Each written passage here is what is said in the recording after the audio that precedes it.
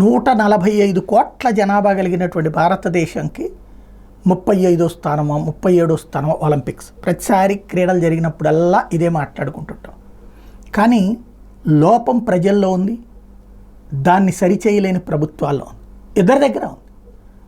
మా చిన్నప్పుడు గవర్నమెంట్ స్కూళ్ళల్లో మాకు ప్రతిరోజు కూడా ఒకటి పీటీ క్లాస్ ఉండేది.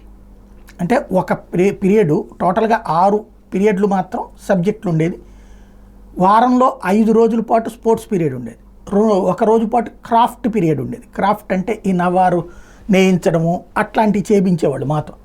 క్రాఫ్ట్ వర్క్స్ నేర్పేవాళ్ళు. ఒక రోజేమో 5 రోజులు ఖచ్చితంగా స్పోర్ట్స్ ఉండే. అందులో అన్ని రకాల ఆటలాడాము మేము. ఫుట్బాల్ ఆడామా, వాలీబాల్ ఆడామా, బ్యాడ్మింటన్ ఆడామా, షటిల్ ఆడామా, అన్ని రకాలు. అయితే అప్పట్లో క్రికెట్ ఇంత హడావిడి లేదు, మిగతా అన్నీ ఆడాము మేము. కబడ్డీ దగ్గర నుంచి ఒంగుళ్ళు దూకుల దగ్గర నుంచి అన్నీ ఆడేవాళ్ళు.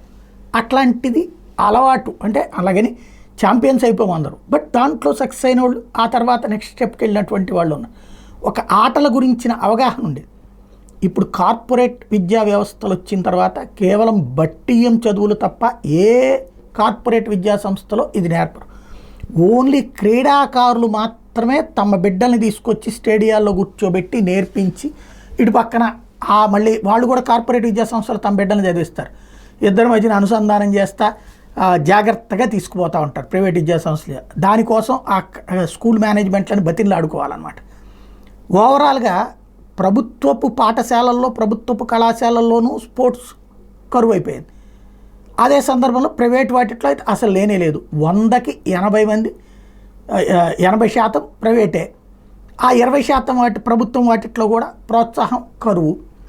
ఈ పరిస్థితే ఒలింపిక్స్ కారణం. గతంతో పోల్చుకుంటే ఒలింపిక్స్లో మెరుగైన ఫలితాలు సాధిస్తున్నాం. ఒక 3 పథకాలు సాధించాం. ఇంకా ఏదో ప్రయత్నం జరుగుతున్నది, నడుస్తోంది, ఆశ ఉన్నది.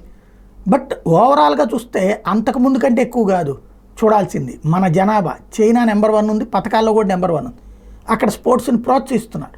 మన ఇక్కడ ప్రభుత్వం ప్రోత్సహిస్తున్న గ్రౌండ్ లెవెల్లో విద్యా వ్యవస్థలు తమ బిడ్డలని ఆటగాళ్లుగా చేయడానికి తల్లిదండ్రులు ఒప్పుకోకపోవడం, క్రీడాకారుల కుటుంబాల తల్లిదండ్రులు తప్పించి మిగతా వాళ్ళు ఒప్పుకోకపోవడం అన్నదే అసలు సమస్యగా మారుతుంది.